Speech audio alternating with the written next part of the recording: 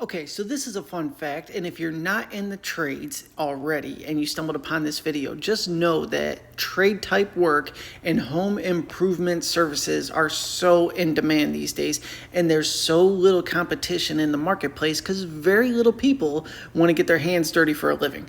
I get that. But at the same time, there's so much money to be made. So if you're considering some of the trades out there, really any of them you can make bank on. But I'll talk about the carpet and flooring industry. And in this video, we are gonna burn a carpet seam.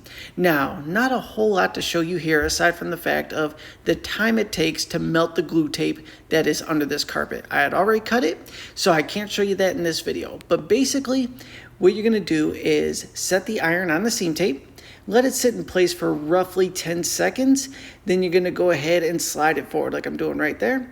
And then we're gonna go ahead and push the carpet backing into the glue, and you don't want any of the carpet fibers to fall into the seam there, because if it does, it'll just look like a hot mess. You only want the backing touching, no fibers falling into it, and that will help ensure the seam not having a visible look when it's all said and done, or in short, being an ugly seam. You want that to look good.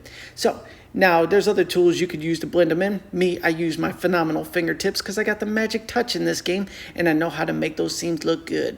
Then we go ahead and smack it around a little bit, get it ironed to the other end of the wall. Then we're going to go ahead and do the swoop. Just grab that iron and we're going to slowly get it to the edge.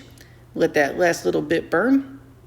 If you get any strings or anything that pull up through the seam, just take your knife and snip those off. I pull them off, but you should cut them with a blade and not mess it up.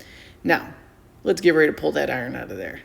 Any minute now. Boy, am I dragging that one out there. Check myself out on the tape. We're looking good. All right, there's the swoop. Drop it into the tray.